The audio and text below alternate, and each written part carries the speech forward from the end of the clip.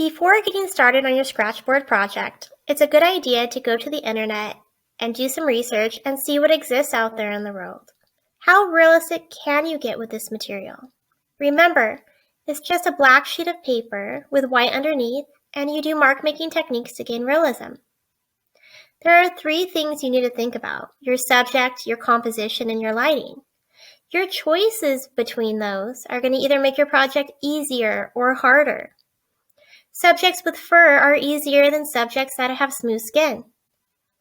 Compositions where you've zoomed in to your subject are going to be easier than if you took photos of them from farther away. Subjects that have a single source of light with a dark background are going to be easier than a subject that has full light on it. This is a good example of different types of mark making, where you have lines that are taken off that have shorter marks versus longer marks. You have smoother marks that are perhaps created with still wool, and more delicate pointillism types of marks in the eyes.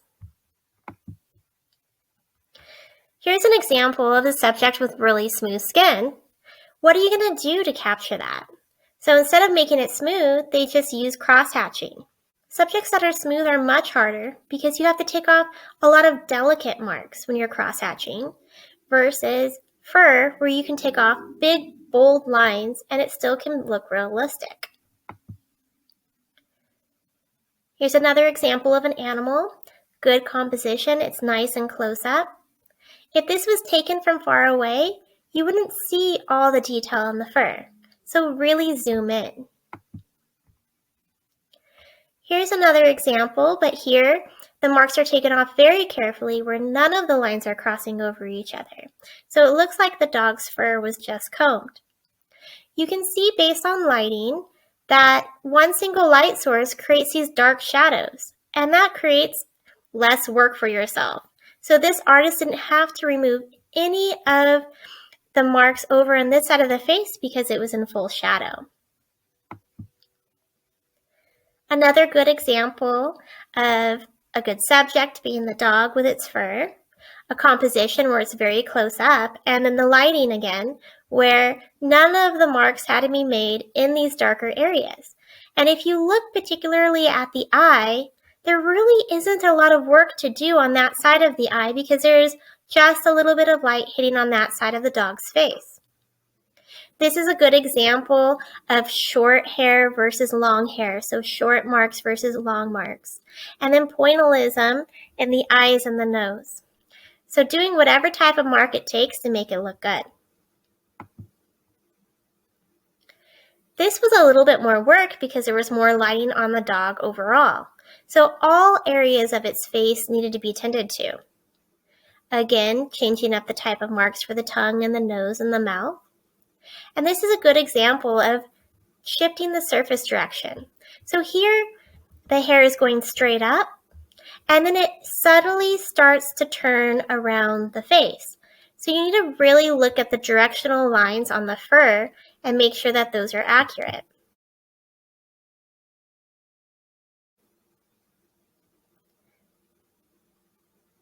Here's an example of student work.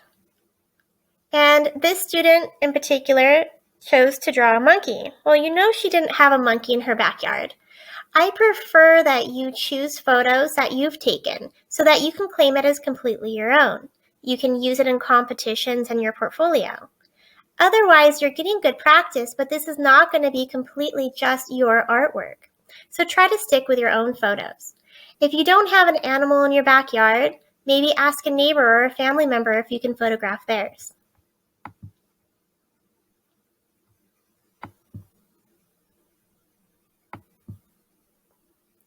So here's another example of doing human skin where it's nice and smooth. So the student had the problem of, well, what direction do I go with my lines? And you can see they're mostly vertical, but subtly wrapping around the edges of the face.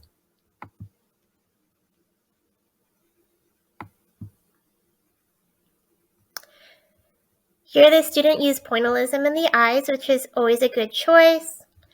Small vertical lines on the beak, and then you can tell they looked from observation to change their mark making for the feathers that have these strong veins in it versus a different type of feather.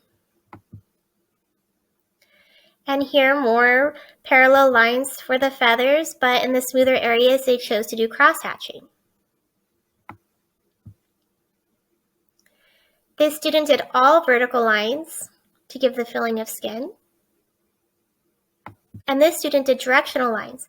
You can see how the lines curve around the folds in the neck and how they cascade across the face and cross-hatching on the nose. This student did a good job choosing their subject matter. Black cats are much easier for this project because it leaves a lot of black spaces. And so this student had a lot less work than others because with that single light source, there's only a few areas of glare that the student had to work on, while the rest of it remained black. So the student didn't have to do any work in any of these total dark areas. It's up close, so the subject, the composition, and the lighting are all fantastic.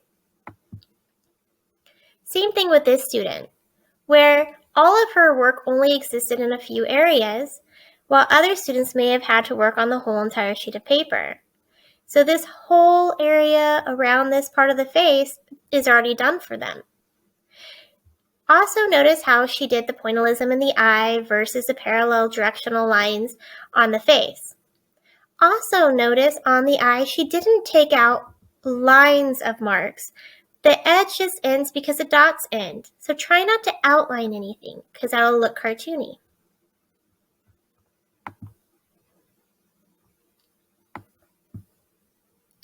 This student messed up in the background where there were eraser marks, and eraser marks don't go away. So they cut out the animal and just glued it onto a red sheet of paper as a solution. This is a good example of changing direction. So you got to really look and analyze the flow that the hairs are traveling in. So here they go vertical and they start like a clock shifting, going more towards a 45-degree angle, straight horizontal, and then tapering down until they're completely vertical.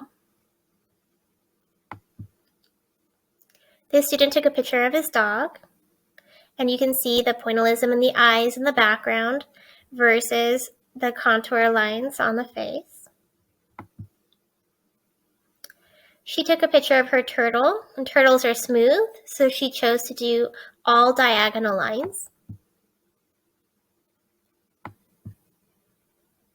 And these marks are more scribbly, more expressive, but that kind of goes along with an alligator.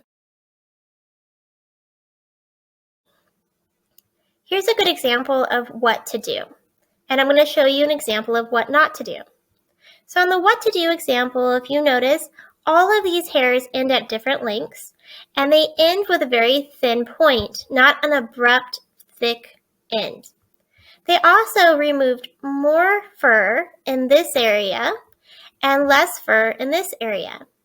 They have hairs that are crossing over each other, and it's all done very realistically. So they were drawing from observation. They were looking at each hair. What angle is the hair going at? How long are they? Where does one end compared to another? Versus a student that just kind of goes on auto mode, where they just start taking off big chunks of hair and they have a pattern and they just continue it, where, oh, I'm going to take off this amount for this length all the way around.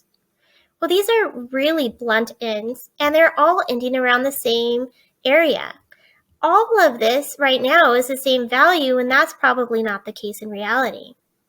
So don't just start scraping away at the Scratchboard without looking back at that reference photo and seeing hair by hair, what direction is it going in? How long is it? How delicate is it? So really don't draw from imagination, draw from observation.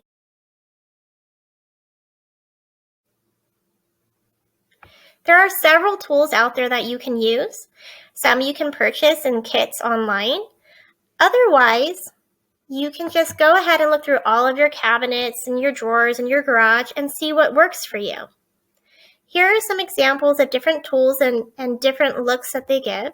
You can use an airbrush tool to take off the surface of a Scratchboard. You can use metal wool to make a scrapey kind of texture. You can even look around in your drawers and find the cob holders. You want to make sure that anything that you're trying out isn't too sharp, that is ripping your paper, because sandwiched in between the black surface and the white surface is a small sheet of plastic. And if you gouge that or scrape that, it's going to tear it and it's going to look really bad. So try them out before you use them on your Scratchboard to make sure that it's not going to rip into that plastic layer. These are the typical tools I use in class. You have a curved tool and a straight tool. The curved tool gives you a little bit of a fatter line at the point, and the straight tool gives you a skinnier line. You can also use the curved part of the tool to take off large areas of the black surface. So here's a good example of smaller pointillism or skinnier lines from the straight tip tool versus the wider lines and the larger pointillism from the curved tool. You can also use a paper clip and tape it to a pen or a pencil and use that as a tool.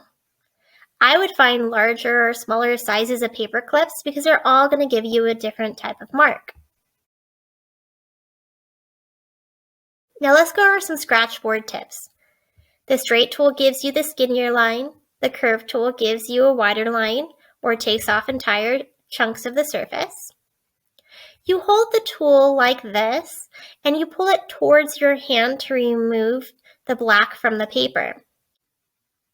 The harder you press, the wider the line. The lighter you press, the thinner the line. It's also good to know how to stop your paper from getting damaged.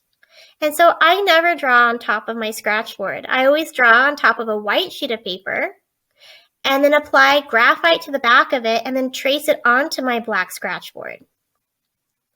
If you erase on the black paper, it leaves smudge marks that you can't get rid of. Same thing with your hand. If you lay your hand at all on that Scratchboard, it leaves oily marks that can't get removed. So always put a sheet of paper between your hand and that Scratchboard while you're working on your project.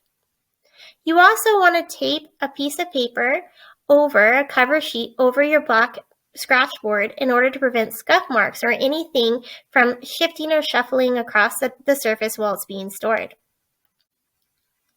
The type of marks that you're going to practice are probably going to be pointillism in the smooth areas, parallel lines for the fur, and cross-hatching or scribble wherever it's appropriate.